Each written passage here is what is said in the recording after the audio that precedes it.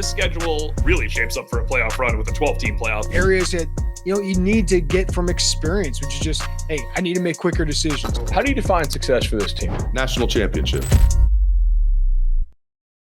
What's going on, y'all? Bud Elliott here of the Cover 3 College Football Podcast. And today, I'm talking Florida on our summer school series. That's my man, Grant Paul, Swamp 247. What's going on, dude? Hey, man. It's a great time of the year. It's a little bit of a chance to catch our breath, but season's right around the corner. Really excited for it. Can't wait to see how it unfolds, especially for Florida. So much excitement. You actually have a legitimate quarterback, a guy who could be a preseason Heisman Trophy contender, a lot of talent at skill position, a revamped defense, a lot of guys that you didn't expect to return, Jake Slaughter, Caleb Banks. It's an exciting time for Florida. And once again, though, Billy Napier, it seems to be on the hot seat. So seeing how it all shakes out is going to be really interesting to see. All right, so let's go there, obviously, with DJ Lagway. Tell me I'm not an idiot for having him number one in my quarterback rankings this year on the Cover 3 pod. I just love the guy's upside. Do you have a feeling for what we're going to get out of him? Absolutely not an idiot. I think that the guy is just tremendous talent, really mature for his age. And what you saw from an explosive play perspective last year really has to give you hope that Florida is going to be able to capitalize on all the talent that I mentioned that they have at the skill positions. And 6-1 as a starter last year. That one loss came against Georgia when he exited in the second quarter with that grade 2 hamstring strain. And then you saw him have a lot of success down the stretch last season in November. And he wasn't even able to use his full toolbox there in a sense. The guy was still dealing with the injury. So what can he add from a dynamic play perspective when the pocket collapses? He has to take off, use his athleticism, use his size. This is a guy that I think is still scratching the surface. Now, obviously, there are some areas that he needs to improve upon, handling zone coverage, making sure that he makes the right decisions, and maybe even overconfidence is a little bit of something that you saw be detrimental to him last season. He's always been able to have success with the power that he has, and reading defenses and continuing to improve is an area that I think that everyone is looking to see how he fares. And that's why I think him missing spring camp was notable, because there were things that he could have done from a throwing perspective and continue to improve and read defenses that he just didn't get a chance to do without throwing. So it absolutely is, a really exciting time for Florida fans. And they think that they have a quarterback who is going to be able to take them over the top and especially compete against what is once again a gauntlet.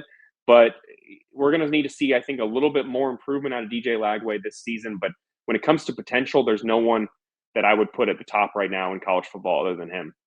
You mentioned him missing spring. Was that like a clean out or like a surgery, or did they just like rest and rehab? Did they say what it was?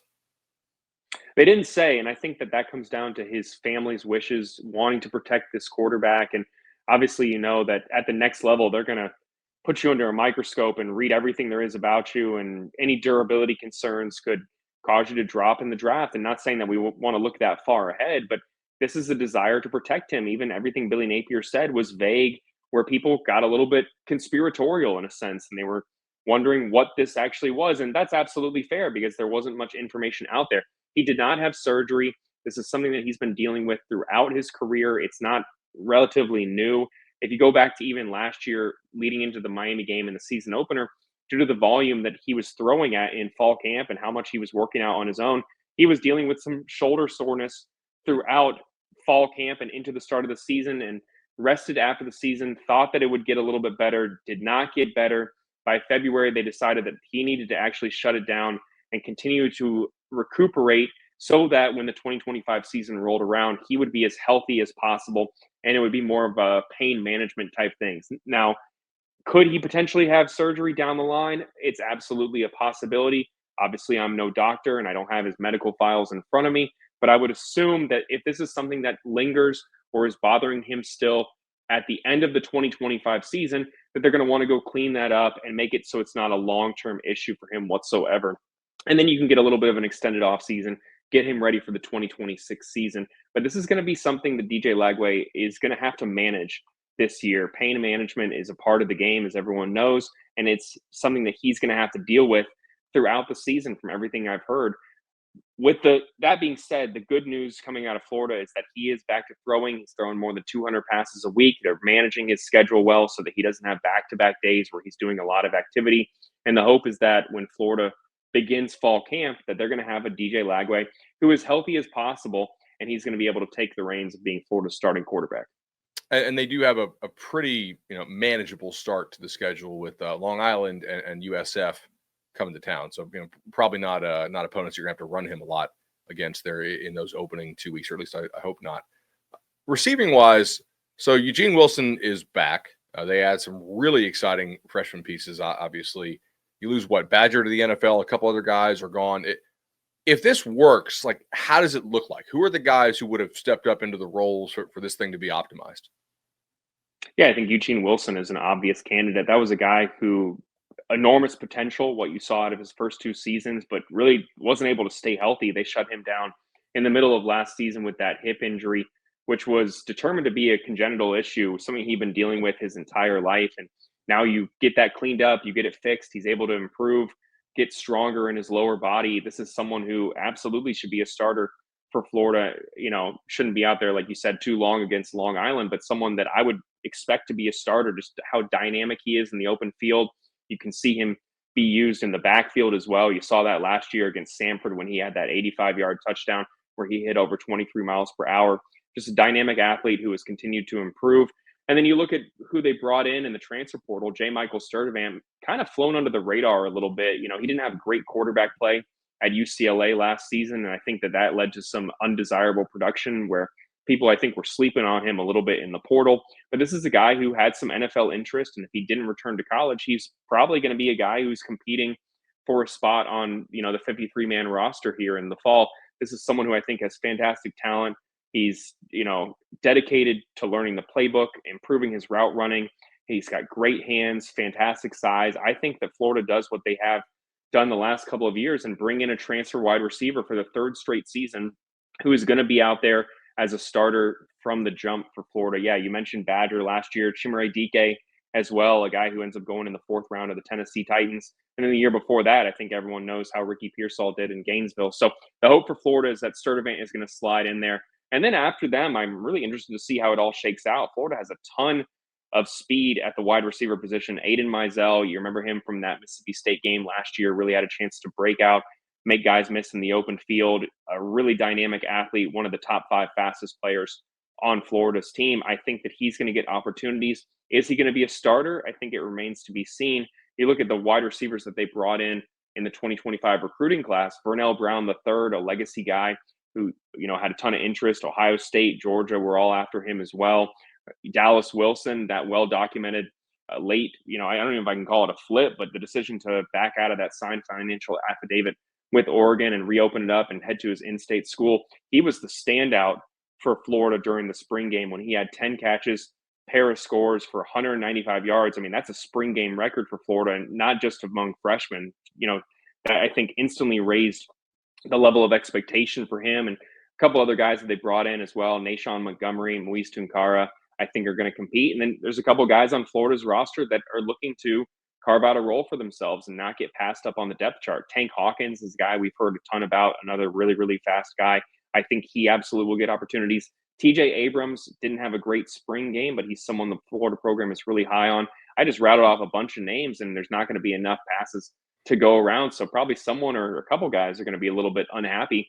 But I think it's a good problem to have for DJ Lagway and Florida's offense. They have a ton of talent at the skill positions for Florida to maximize. And when you have an explosive quarterback like DJ Lagway, I think that, the sky's, it's absolutely a situation that you want to have, a guy who is so dynamic, more dynamic, no offense to Graham Mertz, than we had seen at quarterback the last couple of years. And they have to find a way to maximize it.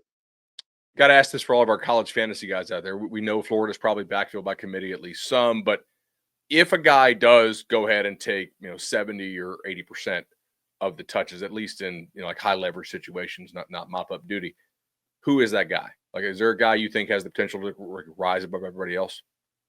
Yeah, I think it's got to be Jaden Baugh. I mean, just how good he was as a freshman. I know Montrell Johnson was dealing with an injury, and then they lose their second back last year in Trayon Webb, and then they turn to a freshman and Jaden Baugh, a guy who, still scratching the surface of his potential. There's a lot of things that he can improve in his game, but the natural talent that you saw at him last year and in the spring game, that's a guy who is going to be Florida's starting running back. I think they're going to use him as their primary, rusher this season. But yeah, it's a by committee approach. I think that's part of why Florida has been able to bring in talented guys in the backfield is that they know that when they're going to have a chance to potentially hear their name called in the NFL draft, there's not going to be a ton of mileage on them. And I think that's a selling point for Florida on the recruiting trail. Right behind Jaden Baugh, I would expect it to be Jacoby Jackson.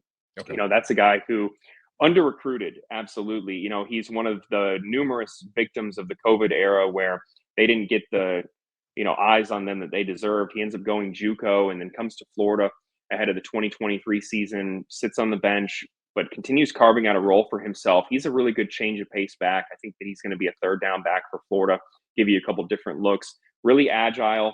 And probably the most impressive thing about him is the intangible, a little bit of an underdog mentality, but he's really stepped up in that vacant leadership position that Florida was looking for with Montrell Johnson heading to the NFL, a bunch of young guys in that backfield from Baugh to KD Daniels to the guys they just brought in, Byron Lewis, Chad Gasper, Waltez Clark, those 5 guys right there, all underclassmen. And Jacoby Jackson, the redshirt senior in the room, is stepping up in a leadership role. He's the first guy in the weight room. It's coach speak in a sense, but that's the guy who I think Florida's really going to lean on this year. And they think they're going to have a really good 1-2 punch with Jaden Baugh and Jacoby Jackson. All right, let's hit a break here. On the flip side, talk a little Gators defense. When you need your sports news all the time, we've got breaking news to bring to you. CBS Sports HQ gives you a snapshot of all the sports that matter to you. When you need your sports in a snap, find it on CBS Sports HQ, streaming free anywhere you are. Hey guys, welcome back into the Cover Free College Ball Podcast Summer School Edition. I'm talking Florida Gators today with my man Graham Hall, Swamp 247. So let's talk a little Florida defense here. A defense that to start the year was like literally on fire in a bad way. And then by the end of the year, it was kind of on fire in a good way. What were the key changes that helped them improve down the stretch? And which of those changes can probably carry over to 2025?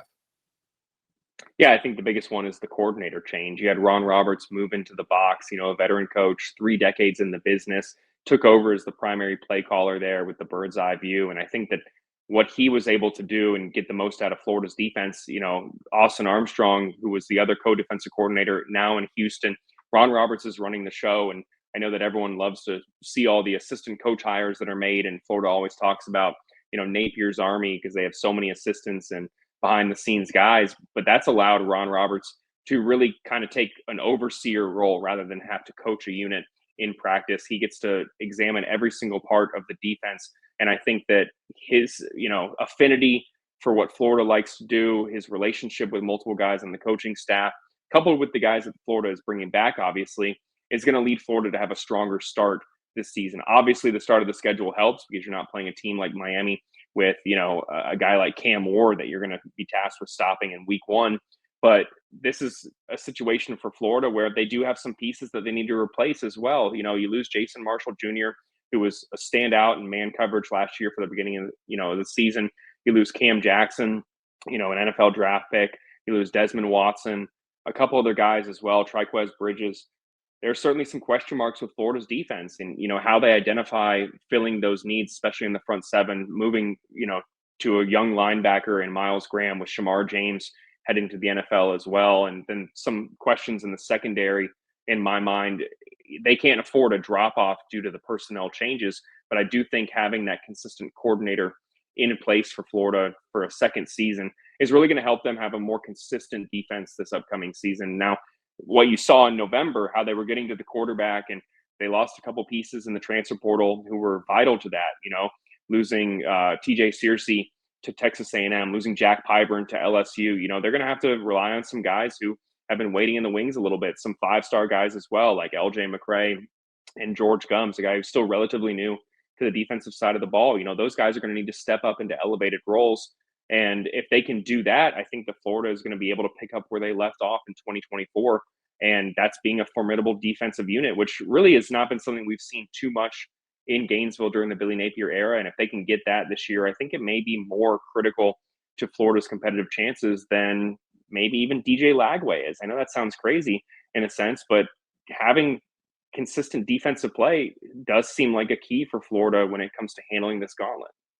If this is a team that's going to make a run at the playoff, who are the guys who will have stepped up on defense most likely to make the defense, match where the offense can be?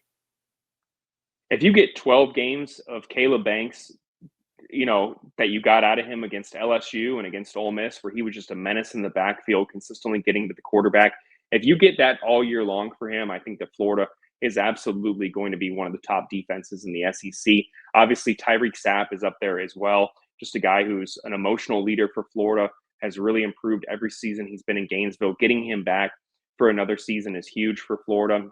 But also, they're going to need to make sure that Miles Graham can do what he did last year in spurts more consistently last year at that will linebacker position. This is a guy who, along with Grayson Howard, could give you a really, really good 1-2 punch there at linebacker, but they're going to need to show that they can replace Shamar James's production. So I think that those guys in the front seven are going to be huge for Florida, but also the nose tackle position is one I'm really interested to see how that works out. You have Mekhi Barrow coming back for his second season, a guy who really transformed his body last year, but he really didn't play a ton of snaps last year. Is he going to be a guy that you're going to slot in that interior defensive line to be a starter for you? I think that's a question that Florida has to answer when they get to fall camp. A couple other guys they're obviously high on as well, but they lost, like I said, Cam Jackson, DeAndre Robinson transferred out after spring camp.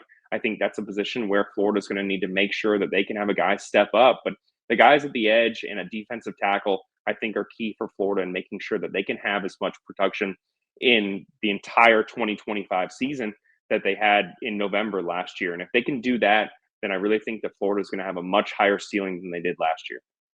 So the names on this schedule are basically the same as they were last year, or maybe identical. Just the locations have changed, and yet there are not a whole lot of teams on this slate where you're like, yeah, that team is definitely better than it was last year. I think there are some that are possibly better, but it looks like it should be a slightly easier schedule than last year, which preseason looked like just an absolute insane gauntlet. In many cases, turned out to be, pretty hard.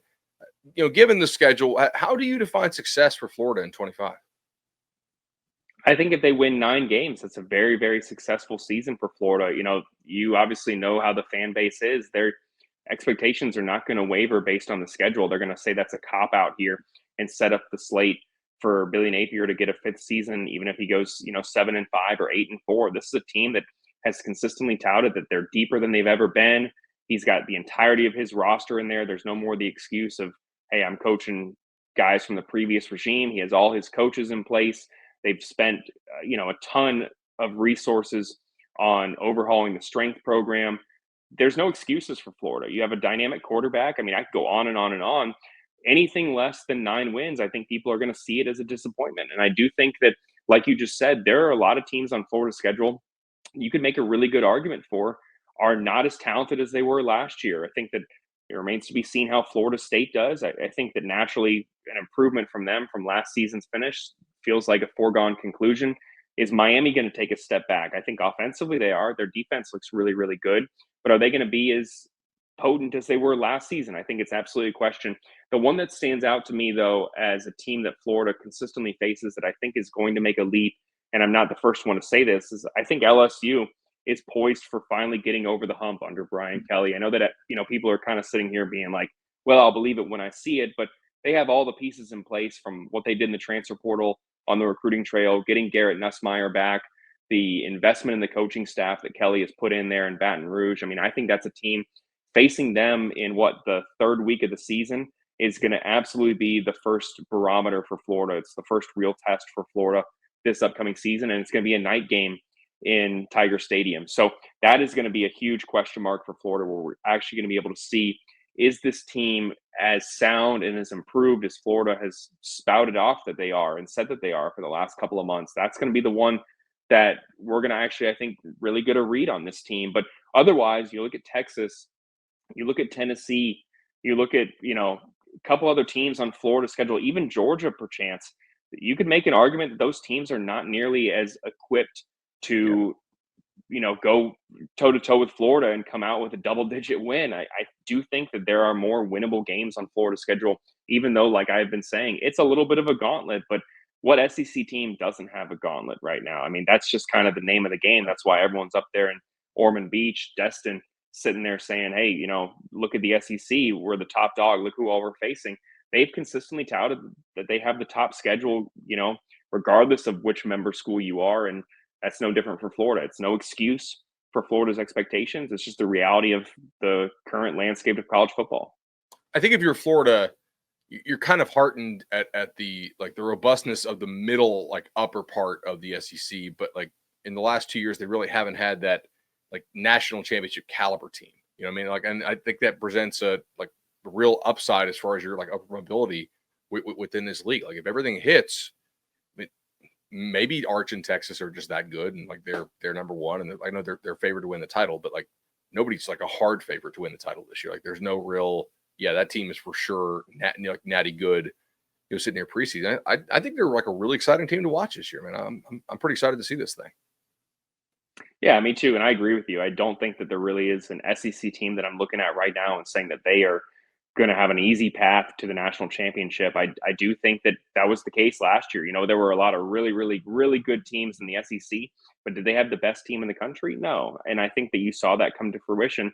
Anyone using, the SEC slate or, knocking the college football playoff and saying we didn't get the best champion, that's crap in my opinion. I do think that absolutely, you had a lot of really, really good SEC teams, and sure, they beat up on each other, and the SEC's ADs are definitely going to say, well, part of the reason why we, weren't able to win it was because we're facing each other week in and week out. No one's going to go undefeated. People are going to get left out.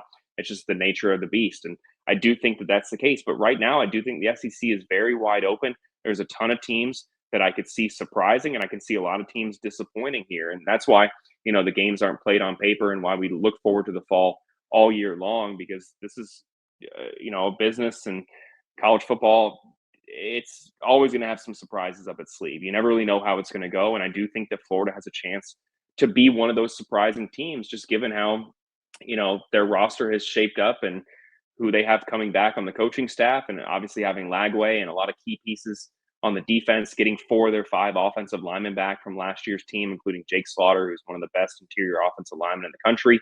I do think that Florida has all the pieces to make a run in what is more of a wide open SEC than it has been in years past.